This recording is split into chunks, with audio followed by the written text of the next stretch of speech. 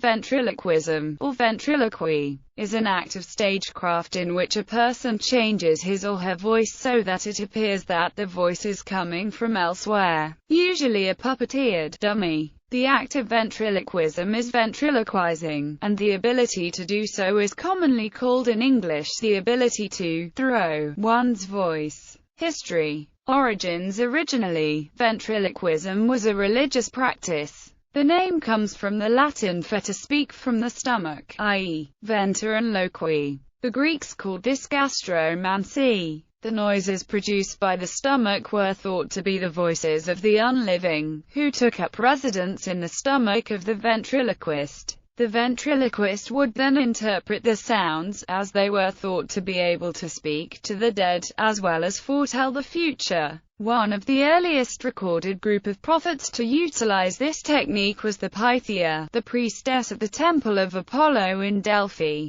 who acted as the conduit for the Delphic oracle. One of the most successful early gastromancers was Eurycles, a prophet at Athens. Gastromancers came to be referred to as Euryclides in his honor. In the Middle Ages, it was thought to be similar to witchcraft. As spiritualism led to stage magic and escapology, so ventriloquism became more of a performance art as, starting around the 19th century, it shed its mystical trappings. Other parts of the world also have a tradition of ventriloquism for ritual or religious purposes. Historically, there have been adepts of this practice among the Zulu, Inuit, and Maori peoples. Emergence is entertainment. The shift from ventriloquism as manifestation of spiritual forces toward ventriloquism as entertainment happened in the 18th century at the traveling fun fairs and market towns. The earliest recorded ventriloquists date back to as early as 1753 in England, where Sir John Parnell is depicted in an engraving of William Hogarth speaking via his hand.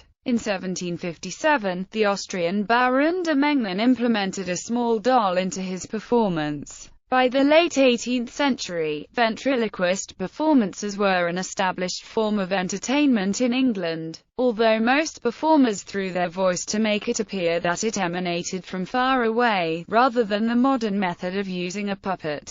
A well-known ventriloquist of the period, Joseph Askins, who performed at the Sadler's Wells Theatre in London in the 1790s, advertised his act as curious ad libitum dialogues between himself and his invisible familiar, Little Tommy. However, other performers were beginning to incorporate dolls or puppets into their performance, notably the Irishman James Byrne, who carries in his pocket an ill-shaped doll with a broad face, which he exhibits as giving utterance to his own childish jargon, and Thomas Garbutt. The entertainment came of age during the era of the music hall in the United Kingdom and vaudeville in the United States. George Sutton began to incorporate a puppet act into his routine at Nottingham in the 1830s. But it is Fred Russell who is regarded as the father of modern ventriloquism. In 1886, he was offered a professional engagement at the Palace Theatre in London and took up his stage career permanently. His act, based on the cheeky boy dummy, Costa Joe, that would sit in his lap and engage in a dialogue with him, was highly influential for the entertainment format and was adopted by the next generation of performers. Fred Russell's successful comedy team format was applied by the next generation of ventriloquists. It was taken forward by the British Arthur Prince with his dummy Sailor Jim, who became one of the highest-paid entertainers on the music hall circuit, and by the Americans the Great Lester, who used only figure, Frank Byron, Jr., and Edgar Bergen. Bergen popularized the idea of the comedic ventriloquist. Bergen, together with his favorite figure, Charlie McCarthy, hosted a radio program that was broadcast from 1937 to 1956. It was the #1 program on the nights it aired. Bergen continued performing until his death in 1978, and his popularity inspired many other famous ventriloquists who followed him, including Paul Winchell, Jimmy Nelson, David Strassman, Jeff Dunham, Terry Fator, Shari Lewis, Willie Tyler and Jay Johnson. Another ventriloquist popular in the United States in the 1950s and 1960s was Senor Wentz.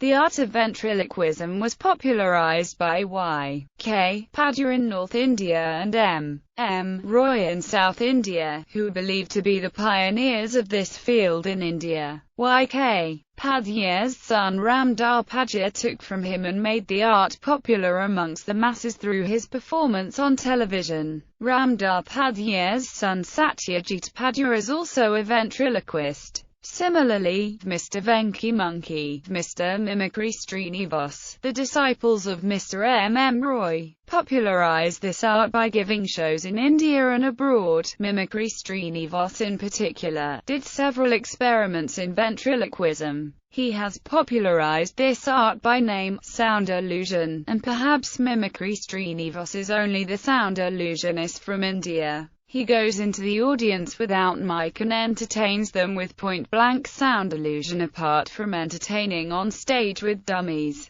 Ventriloquism's popularity waned for a while, probably because of modern media's electronic ability to convey the illusion of voice, the natural special effect that is the heart of ventriloquism. In the UK, in the 2000s there were only 15 full-time professional ventriloquists, down from around 400 in the 50s and 60s. A number of modern ventriloquists have developed a following as the public taste for live comedy grows. In 2001, Angelique Monette performed on Theatre Row her one-woman off-Broadway show Multiple Me, where she portrayed several personalities using multiple dummies to display the shifts. In 2007, Zilla and Totta won the first season of Sweden's Got Talent and became one of Sweden's most popular family children entertainers, making the right sounds. One difficulty ventriloquists face is that all the sounds that they make must be made with lips slightly separated.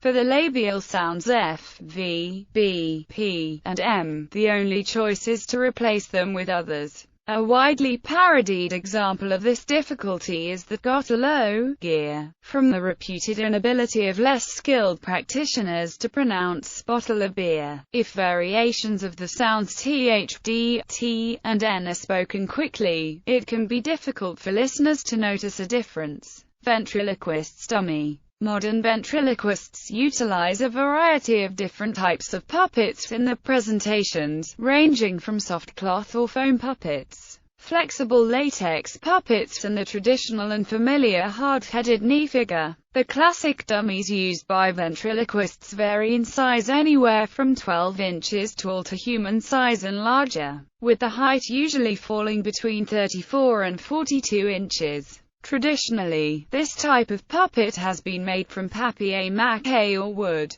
In modern times, other materials are often employed, including fiberglass reinforced resins, urethanes, filled latex, and neoprene. Great names in the history of dummy making include Jeff Dunham, Frank Marshall, Theo Mack and Son, Ravello PT, Kenneth Spencer, Cecil Goff, and Glenn and George McElroy. Fear of ventriloquist dummies. Fear of ventriloquist dummies is called autometanophobia. It also includes fear of wax dummies or animatronic creatures. Films and programs which refer to dummies that are alive include Magic, Dead of Night, The Twilight Zone, Poltergeist, Devil Doll, Dead Silence, Child's Play, Buffy the Vampire Slayer, Goosebumps, Seinfeld, Alf, and Doctor Who in different episodes. Literary examples of frightening ventriloquist dummies include Gerald Kirsch's The Horrible Dummy and the story The Glass Eye by John Keir Cross.